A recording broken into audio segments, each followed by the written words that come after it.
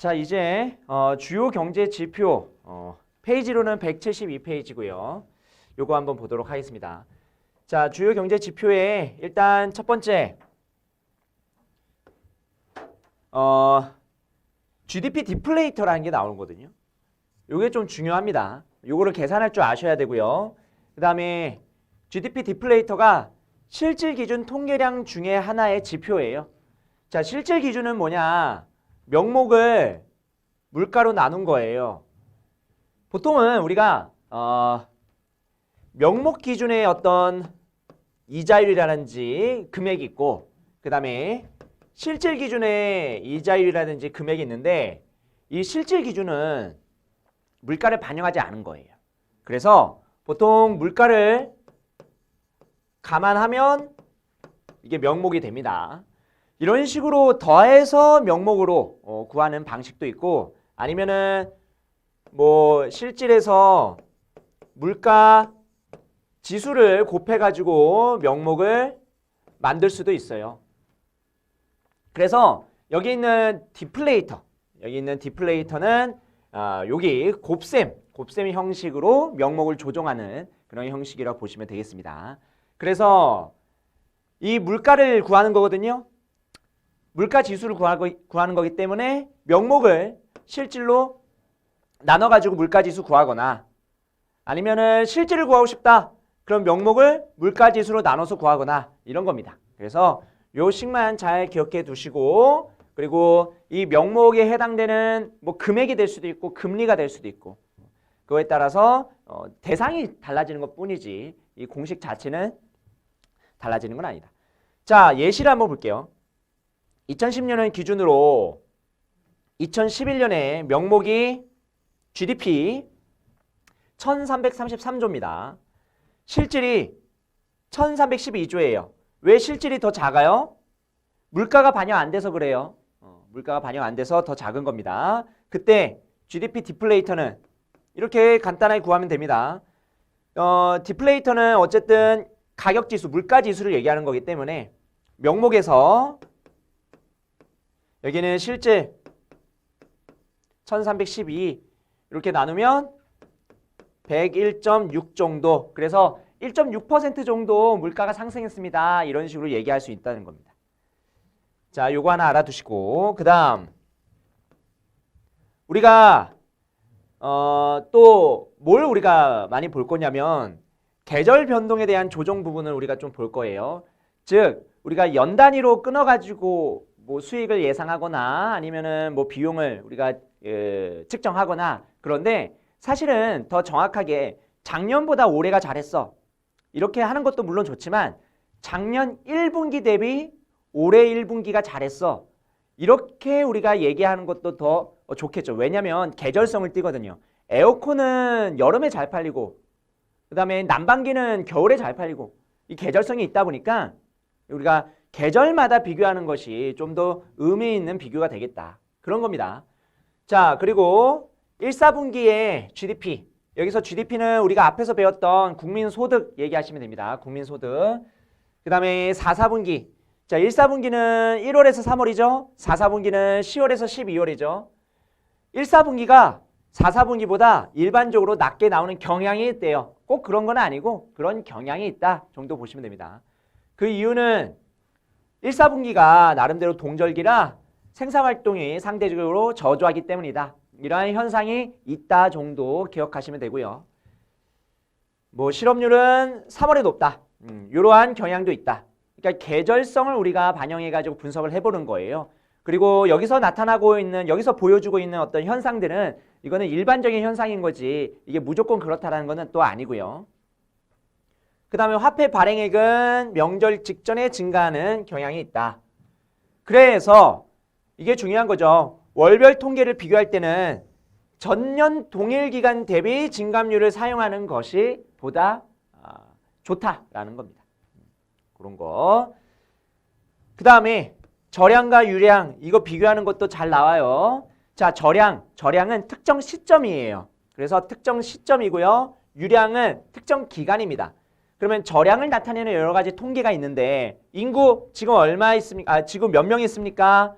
지금 실업률 얼마입니까? 지금의 물건의 가격, 지금 현재 시점의 물건의 가격 얼마입니까? 지금 통화량이 얼마나 풀려 있습니까? 다 저량이고요. 그 다음에 1년 동안 얼마나 벌어들였습니까? 1년 동안 나라가 얼마나 벌어들였습니까? 국제 무역을 통해서 얼마만큼 벌어들였습니까? 기간이 나오죠. 그래서 문제에서는 저량과 유량을 비교하는 거.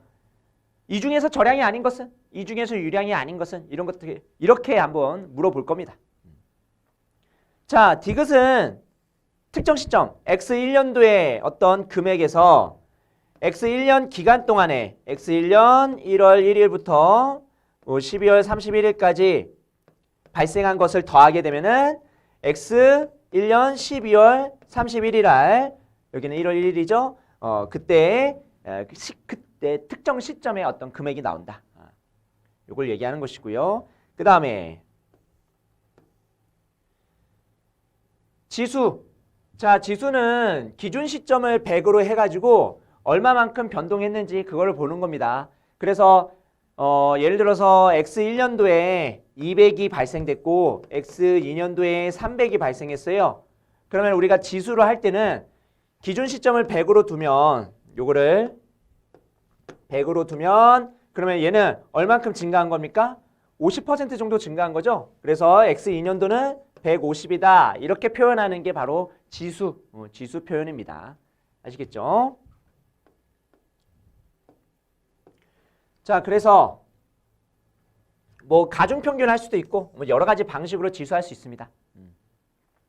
우리나라 코스피 지수가 있고 그다음에 뭐 미국의 다우 지수, S&P 500 이렇게 있는데 각각 지수를 산정하는 방식들이 좀 달라요. 가중평균하는 그런 지수도 있고요. 시가총액 기준으로 아니면은 그냥 단순 평균, 프라이스 기준으로 단순 평균하는 지수도 있습니다. 대표적인 다우 지수죠. 그러니까 지수마다 어떻게 산정하는 방식은 조금씩 다르긴 합니다만 어쨌든 그렇다. 변동률. 자, 변동률은 얼마만큼 변동하는지를 나타내는 거기 때문에 뭐 100에서 120이 됐다. 그럼 변동률 얼마라고 우리가 측정을 합니까? 20% 이렇게 측정을 하죠. 그겁니다. 그래서 직전 월 대비, 뭐 전년 대비 이런 식으로 비교 시점, 그 다음에 비교 시점 간 이렇게 변동률을 우리가 구하게 되죠. 그래서 어떤 기간 중에 평균적인 변동률을 산출해서 다른 기간 중의 변동률과 비교하는 방식으로도 우리가 사용할 수 있다. 자, 2년 동안 만약에 100에서 121만큼 성장했어요. 그러면 2년 동안 21% 성장한 거죠. 얘를 산술평균, 단순하게 평균하게 되면 나누기 2 하면 되죠. 나누기 2 하면은 10.5% 이렇게 나오는데 그런데 기하평균이라는 것도 있어요. 기하평균. 이건 뭐냐면 이런 겁니다. 내가 지금 A가 있었는데 100이라고 할까요? 요거를 100이 있었는데 거기서 X%만큼 성장했어. 1년 동안. 그 다음에 또 X%만큼 성장했어. 그렇게 해가지고 120일이 된 거야.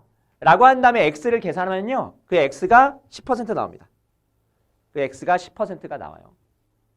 대략. 그래서 이렇게 계산하는 방식, 이게 바로 기하평균이다. 이렇게 보시면 됩니다. 그 다음에 포인트 변동률이라는 것도 있어요. 변동률 자체 크기를 비교할 때 사용하는 개념입니다. 그래서 전기 물가 상승률 4%, 단기 물가 상승률 5.5%다. 그럼 얼만큼 증가한 거예요? 1.5%포인트 상승했다. 이렇게 얘기하는 거죠. 그래서 단순하게 포인트 변동률로 얘기할 수도 있고요. 사실은 변동률의 변동률 하게 되면은 이거는 1.5%가 아니라 몇 퍼센트예요? 한 20 몇 퍼센트 정도 되겠네. 그렇게 되는데 4에서 5.5가 됐으니까 그래서 20 몇 퍼센트 증가했습니다. 이렇게 얘기할 수도 있는데 그냥 단순하게 4%에서 5.5%니까 1.5%포인트 상승했습니다. 이렇게 얘기할 수도 있다라는 거고요. 그 다음에 보통은 우리가 이자율 같은 거 얘기할 때는 연표시를 합니다. 1년 동안에 얼만큼 벌어들였는지 뭐 연표시를 하는데 근데 뭐 월, 분기, 연간 다양한 기간을 두고 우리가 산정할 수 있고요. 변동률은. 그거를 연으로 환산시킬 수도 있고 굳이 연으로 환산 안 시킬 수도 있습니다. 근데 보통은 이자율 같은 거 고시되는 이자율 있죠? 은행 이자율이라든지 이런 것들은 보통은 연으로 환산해서 표시를 합니다. 자, 이렇게 해서 기초적인 내용 좀 다뤄봤고요.